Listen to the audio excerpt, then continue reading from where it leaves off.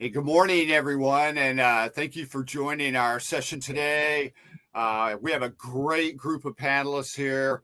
Everybody actually walking the walk and talking the talks. They have a great input on our subject today of becoming an employer of choice on base. And I'm privileged to introduce Major Peter Mahmood, Army retired major with Cox Inc. He's the military relations manager for programs and partnerships. And I'd also like to take this time to introduce Alec Mesner, also a Marine from Warner Enterprises, and he is the manager of military recruiting. And then hopefully we'll have John Tonsel meet us with Skillstorm, and he is their director of public affairs.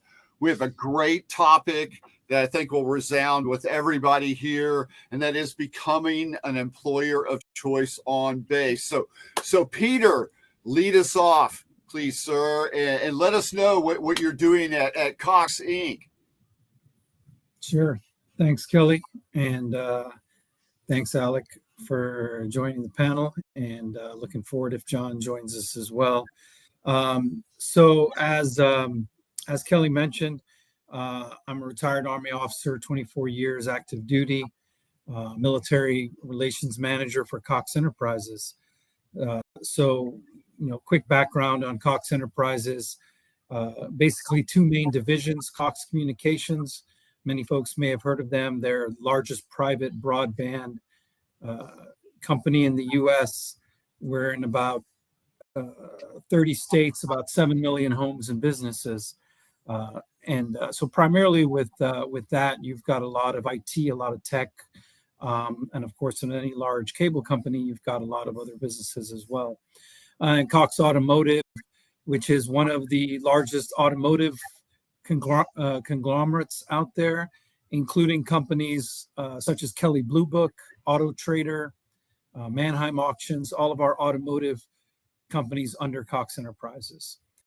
So what I do is, there's John. Welcome into John Tansel to be joining us.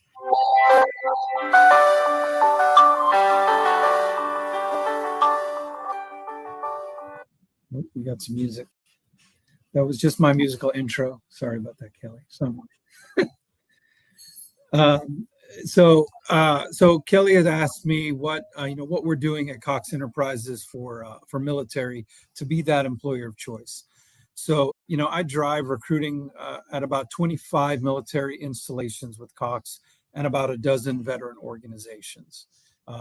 Cox Enterprises strategy is to seek out transitioning service members, veterans, and military spouses, and we really do that on and off the base. Kind of those three channels are very similar, but for those of you that work and that do in that space, it's different as well. Different approach to service members, to veterans, and to military spouses. Kind of a unique group of three that we target. I do social media for Cox, veteran podcasts. I'm a brand ambassador, which is very important to getting your name and your image of your company on the base. Right, all of these steps to be employer of choice. So what we've done at Cox, I'll just go into a little more detail. We've partnered Cox basically by region. So in the East region, we have partnered with about 10 installations, all the way up from New York, all the way down to Florida. And we've established a hub, which is a primary location, which is Fort Liberty, formerly Fort Bragg, North Carolina. In the Central region, we're partnered with 5 installations, with Fort Cavazos as our hub, meaning that's our main point of entry into the Central region. And out West, we're partnered with a good number, about 10 installations. Fort Carson, Colorado is kind of my hub out in the West, also shared with Joint Base Lewis McChord, which is up in Washington State. But we are not just partnered with the Army, we're partnered with Marine bases, Navy, Air Force installations as well. So again, I talked about social media. I attend job fairs, hiring events, employer panels on the base. And I'm sure we'll talk later on about veteran organizations. So partnering with places like Texas Veterans, Kansas Works, these folks are also on the base, liaison, especially with the TAPs. And the last thing before I kick it back to Kelly, when I say partner with the installation, I'm talking primarily with the transition assistance point, the TAP, and the TRS on the Marines. That's my place of entry. Our military war fighters on the base, like we all once were, they have a live active mission, but we primarily partner with the transition assistance points. And these are the folks that bring employers like me and like Cox and like us in to work with their service members that are looking for that next career after the military. But that's my intro there, Kelly. Thanks. Thank you, Alex. Thank you, Peter. Alex, would you like to speak next? Sure, absolutely. Yeah. Thanks for the opportunity to be here. And I'd echo a lot of what Peter said. I think that's what a lot of companies do, and they do it successfully. We add in addition to the TAP classes, the TRS on base. We're SkillBridge approved. So on the Army, you've got the Career Skills Program. And then under the Department of Defense, you have that SkillBridge program. So we also coordinate with those people on base to just, again, get those opportunities, because it's not just training, it's employment too. And so when you're attending a career fair at an installation, there's multiple avenues when you're talking to service members. So for us, it could be someone who's ready to get out next week and we're looking to hire them. It could be someone who's getting out next year, and then we're discussing our SkillBridge or our Career Skills Program opportunity. And then on those, those veteran organizations as well, Peter, I'm at a hiring event actually today right now. So I stepped away to talk here. So you talk about, building base partnerships, you got to physically be there, right? So we're walking the walk today. But InVets is here.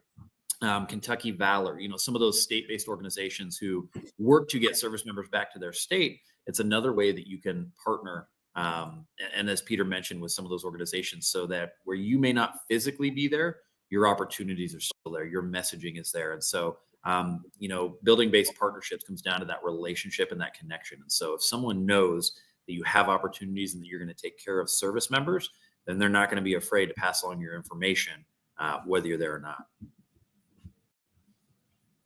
Spot on, Alec.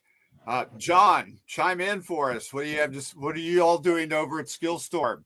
Yeah, at Skillstorm. So we're a workforce development company, and we're focused on IT and cyber.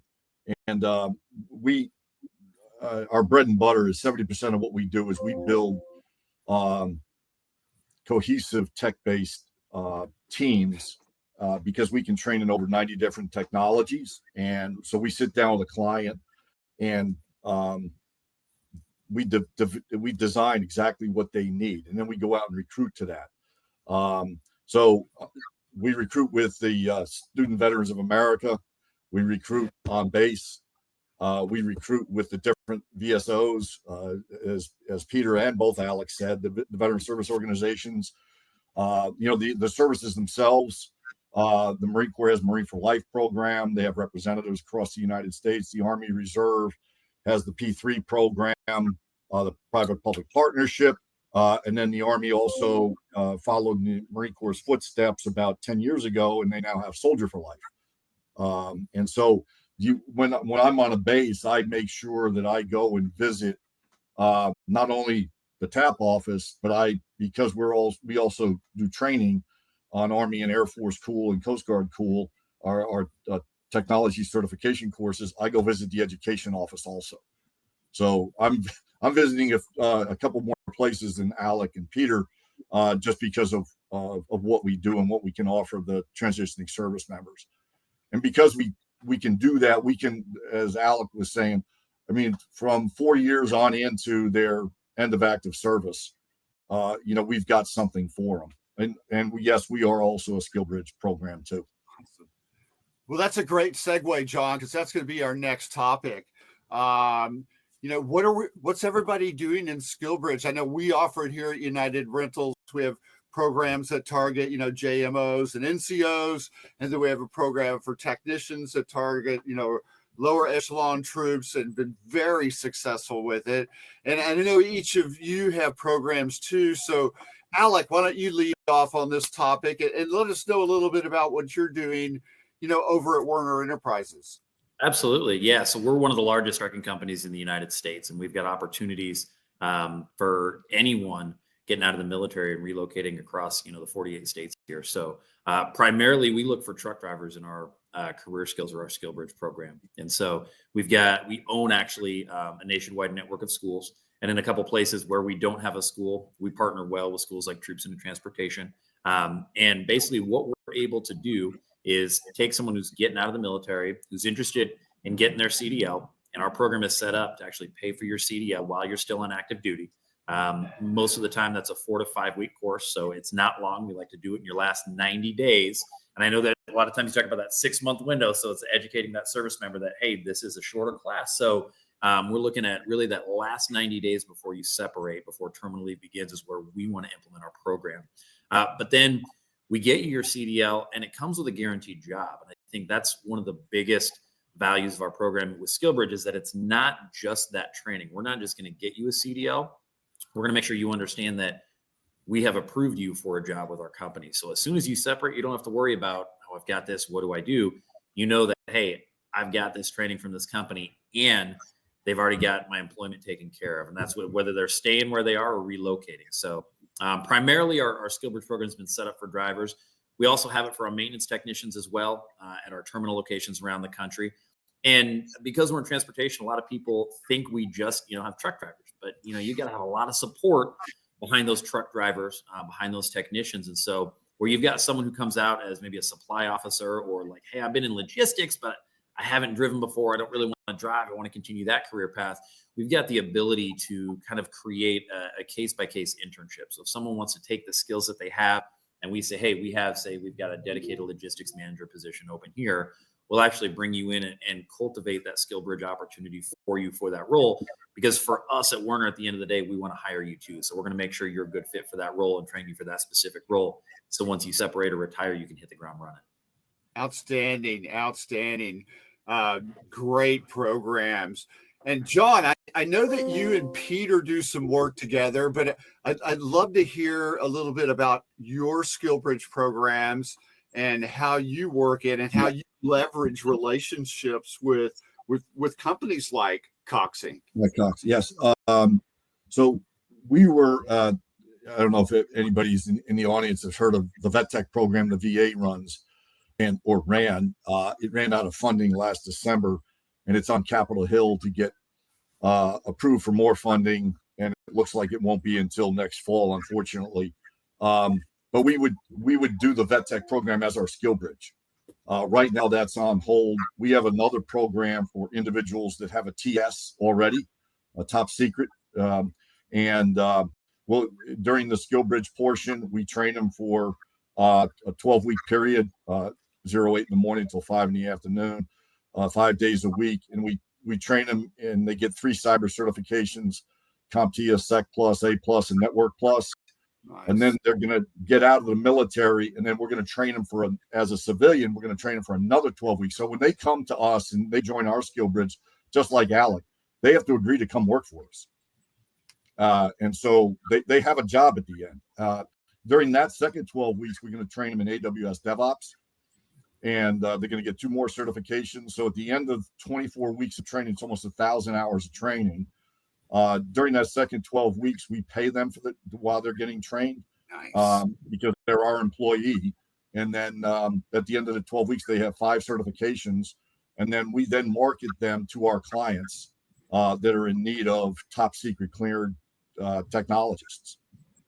Excellent. And so niche. When the Vet Tech program was alive and well, and it had funding, Peter was one of the firms that had signed an MOU with us, and we had built a portal just for our Vet Tech graduates.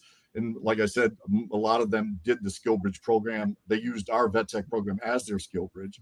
And then we had a portal, and companies like Cox could go in and look at each candidate, had their own page in the portal, their picture, Calendly invite. Peter could just click on the Calendly invite and interview the person without even talking to us.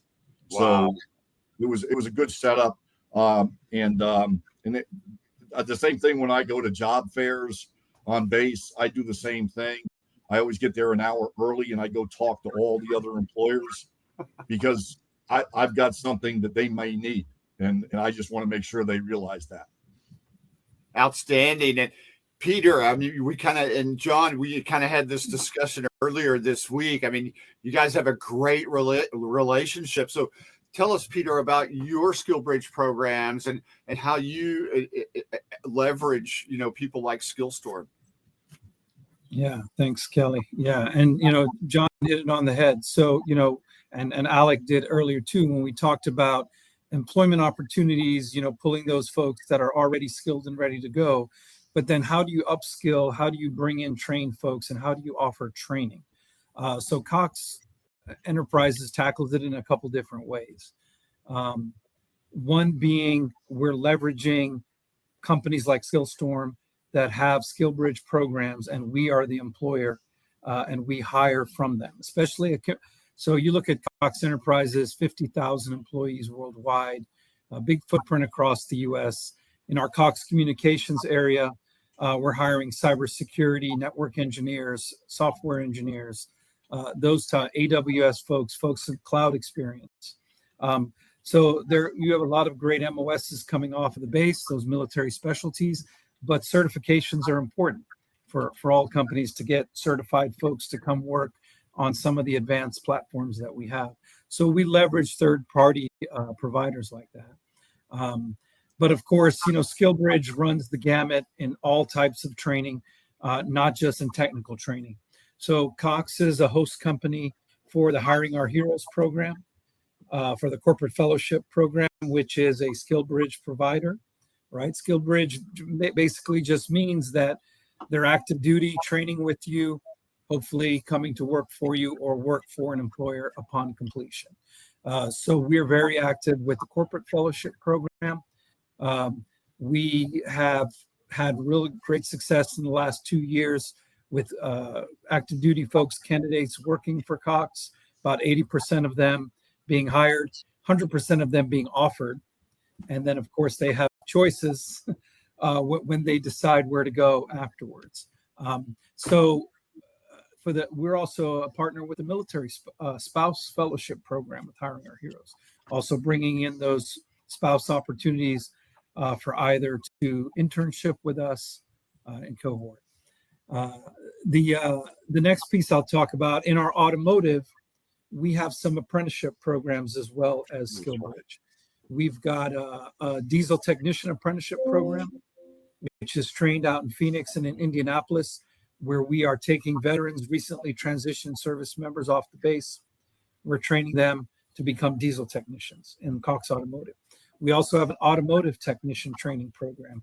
We've got that in 5 different states and 5 locations: Riverside, California; Dallas, Texas; Orlando, Florida; Bordentown, New Jersey, right next to Joint Base McGuire-Dix, and recently in Chicago, Illinois.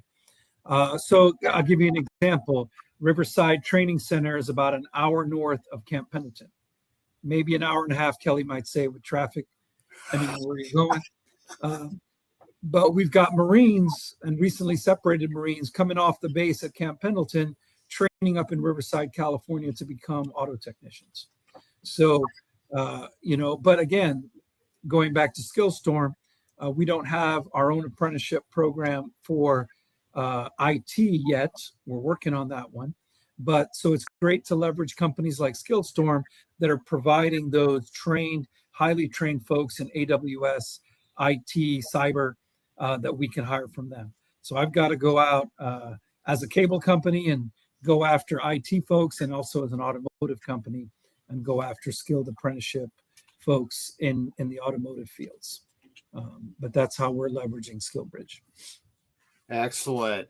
And, we had some great conversations this week, and some of the things that you identified that, you're doing like above and beyond. I mean, it's beyond the presence. I mean, we all agreed that the number one thing out there for an employer to do is be on base, exhibit that presence.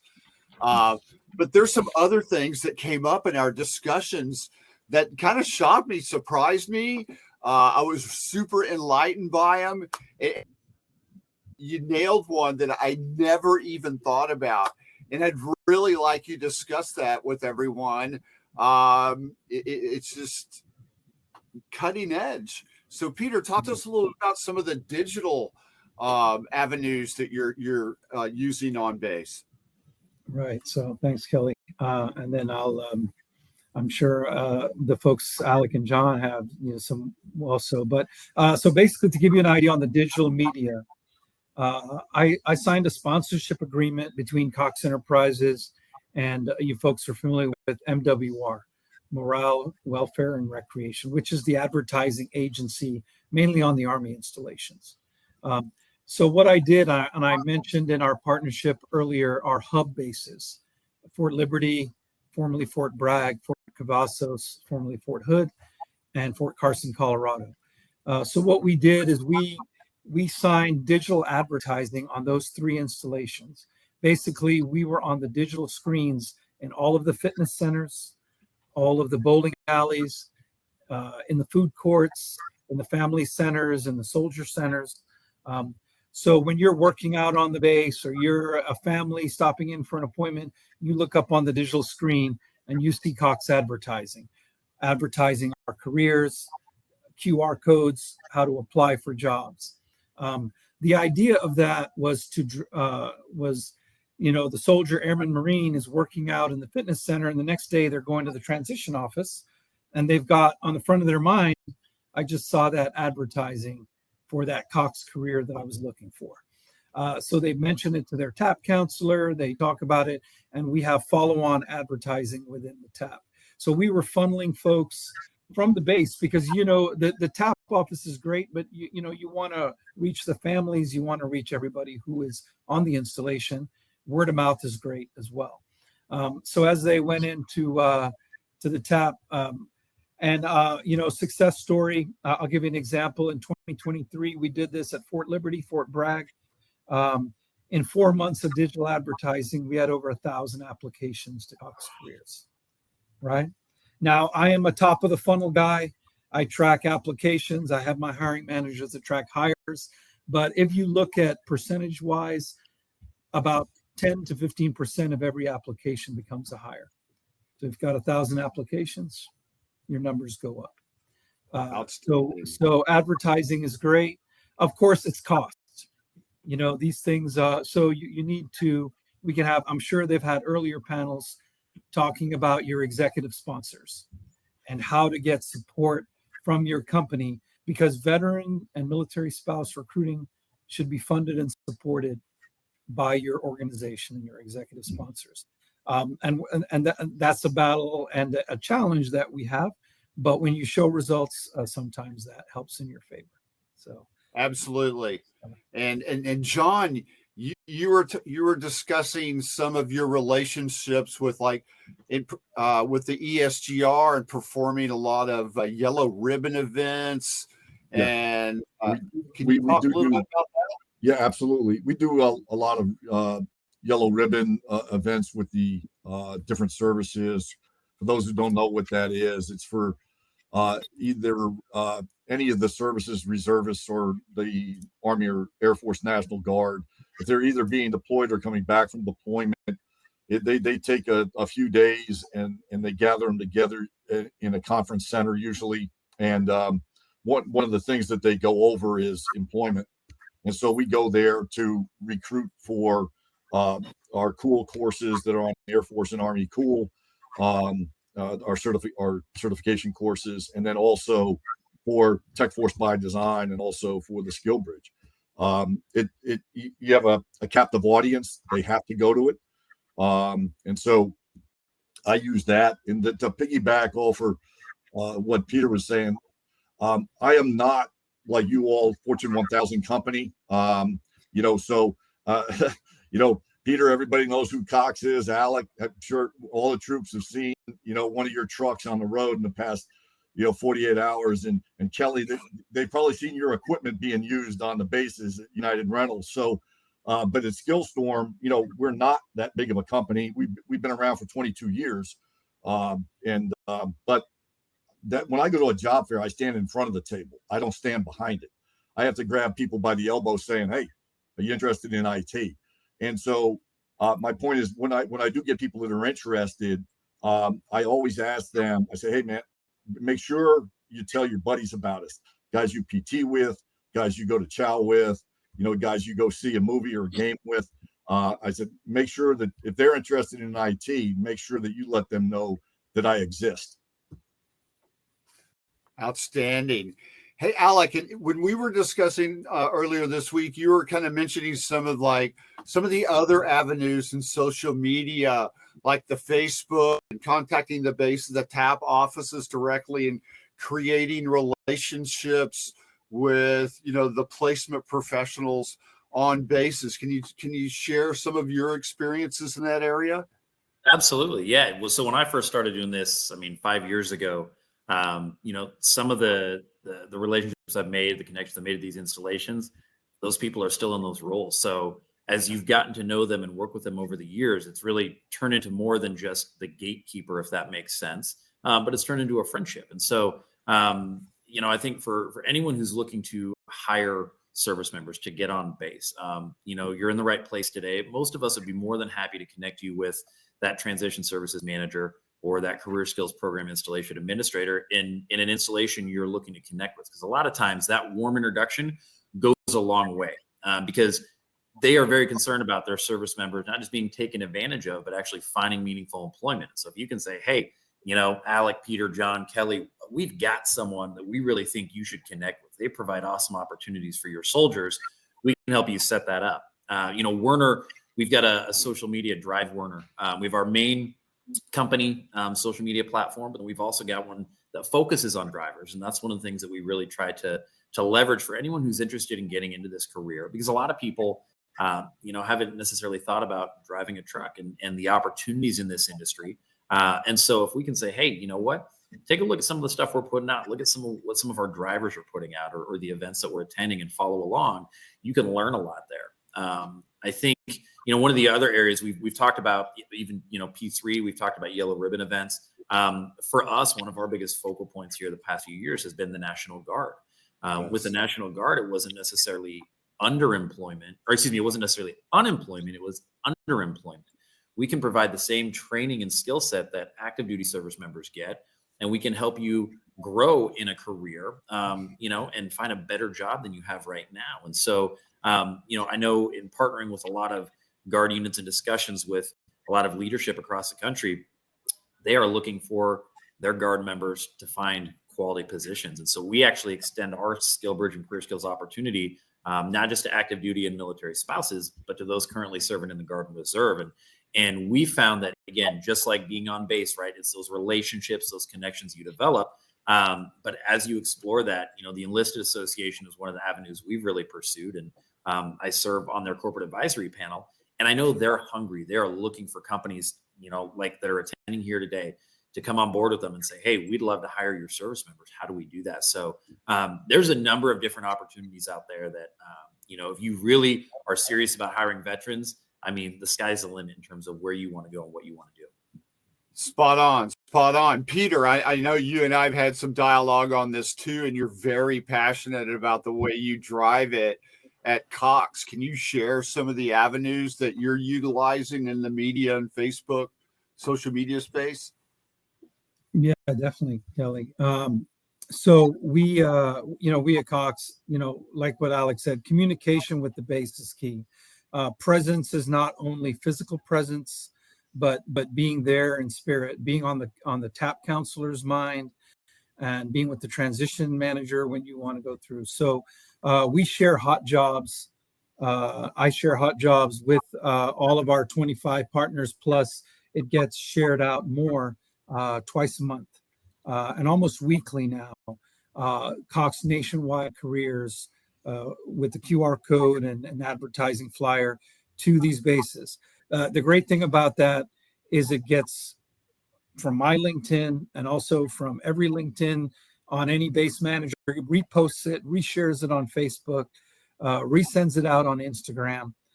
So, doubling and tripling the reach. I've had installations, as far as Hawaii. Schofield Barracks call me saying, hey, how am I getting your flyer secondhand from Fort Lewis and Joint Base. And it's like, I want to get it directly. And I'm like, we'll get it directly, because the timeliness of providing careers to the jobs. And one of the things I'm going to also add is, we all work with the bases, but we need internal support. We need boots on the ground on the bases if you don't have physical presence. So what I use, and I know, Kelly, you have your network of folks that are out there, ambassadors. What I use at Cox is our Veterans Employee Resource Group called Salute. When I go on the base in California, a Salute manager from the California market joins me. If I'm in Phoenix, a Salute member joins me. So my boots on the ground are folks that are employed with the thing. We also encourage our new military hires to join the ERG once they arrive at the company, right? Because that's how you get referrals from the base. Because a soldier, airman, Marine who just joined your company probably knows folks that are transitioning out. And so it's important that they have a good reception when they come in to your organization, so they can go back on the base and then put a good word out for you that says, hey, this is a great company to come join. I just joined. I just got employed. But that all works in conjunction with our social media marketing. All of us know from, I know from being in Army recruiting that this is not just a solo fight, right? We're all in this together. Companies like Skillstorm and Alex companies with Werner, we're about veterans being employed and folks being employed off these bases. So we offer all we can, and we share our ideas with each other. Absolutely. And listen, we you mentioned it a couple of times, we all kind of sort of have a version. We have our own ambassador program where we align our local hiring managers, and they actually claim a base. This one's mine.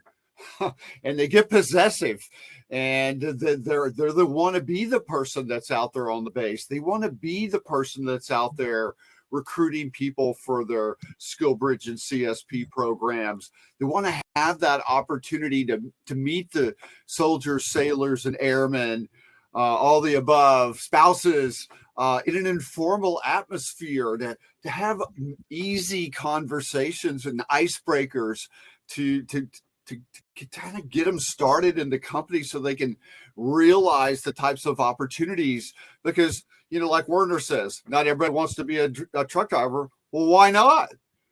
So, and then, I think there's perceptions about each of our companies. Well, Cox just does cable. Cox does so much more than cable. It's, Werner does more, even Skillstorm. I mean, I think their offerings, as they continue to broaden their offerings, they'll be offering more. So, it's the more you put into it, there's not a person on this call that wouldn't agree, the more you get out of it. So we have about 5 minutes left, and I know you this is an exciting topic for everybody on this call. So does anybody that would like to have anything they would like to add in closing? Yeah. Kelly, I think one of the things that we got 187 people that are viewing us, that we're not in competition with each other, right? I mean, I have been at job fairs, and I know, Kelly, you have, and Peter and Alec. I mean, you have to be able to say no to the troops. And, if they come to me and they tell me I want to be in IT, I ask them why. And if they go, well, it's better than pushing a broom, in a retail store, I go, well, that's not exactly a great reason to want to get into this industry. Okay. The other is that, if somebody comes up to me and I say, are you interested in IT? They go, no, I really want to be a truck driver. I really want to I want to be an automotive tech. Well, I'll walk them over to Alec. I will walk them over to the Cox Communications, and introduce them and say, hey, here's a guy that's interested in your automotive tech program. So don't think that we're there with our own little fiefdom at the job fair and we only want to recruit what we want to help everybody that walks through the door, whether they come to Skillstorm or not. I would say absolutely agree with that. And John, I mean, we saw each other at an event at Camp Lejeune a couple of weeks ago, just across the room. So right. It's one thing to network with, with the transition, counselors, with the TAP managers, but it's another thing to what John just said, network with the other employers that are there, because you never know what they're looking for. And I found more often than not, when the service members come by, they take a look and they see there's a truck on a banner and they keep walking. Like, well, why didn't you stop? What are you looking to do? And, to John's point, well, I'm looking to get into IT, or I'm looking to get into cyber. And I'm like, hey, every company has a need for that today. We have a need for that, right? So talk to everyone. But the beauty, and to Peter's point, you need to be there personally, but also in spirit, right? We can't make every hiring event. We can't be everywhere because there's only one of us, right? So when you network with other employers and someone else is able to attend an event that you're not at, I get that all the time from some of the friends I've made over the past 5 years doing this. Well, hey, found someone looking to drive a truck. Here's the contact information. And, I do the same thing when I travel as well, if they're not able to be there. So at the end of the day, we are all very passionate about helping this member find employment and find meaningful employment as they begin that next part of their career. And so, absolutely take advantage of that, leverage those resources from those of us who have been doing this for a while. Very good. Very good. Thank you very much. Kelly, I'll add something on the last closeout there. So I'll steal a phrase that I use with my directors when I back brief my directors from my trips. So the hiring event, the job fair, is the icing on the cake. It is not the cake, right? The cake is the relationship with the installations, right? So we try to be not event driven, but installation driven. So for example, shameless plug, I'm heading out to Joint Base Lewis McChord on Monday, spending the work week next week with the JBLM folks in the TAP. So there's a hiring event at the end of the week, but prior to that, it's meeting with the transition team. It's meeting with any Washington State veteran groups that are in the area. Not everybody, Cox allows me to do that, which is great. But I would say that, to be an employer of choice, you got to think kind of outside of just the hiring event. And how can I, like Alex said, be there in spirit, have a presence, have that relationship. You're not always taking from the base. What are you bringing to the installation? What do you bring as an employer? And that's a kind of an important concept. Awesome. Well, thank you so much. Can I I go one very more? much enjoyed everybody on the team. Your interaction was fantastic.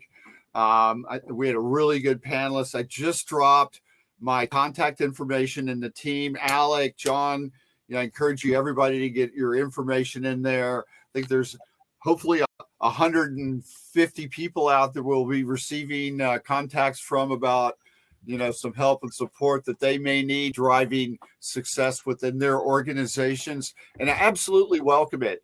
As George said later, and as Alec also resounded, we're all in this together. We're all here to help each other, and we're all here to help our brothers and sisters, veterans, and their spouses. So please take advantage of the people on this call, the people in this event, and reach you out to us and let us help you.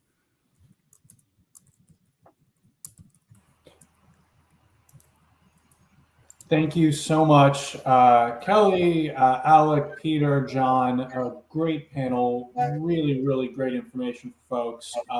Really appreciate it. We are down to our last panel of the day. That will be on the main stage. So on the little tab to the left of me, just go ahead and click main stage and you will be able to join that momentarily. That will cover strategies to source and hire veterans for senior roles. Thank you so much. Outstanding. And thank you again for having us.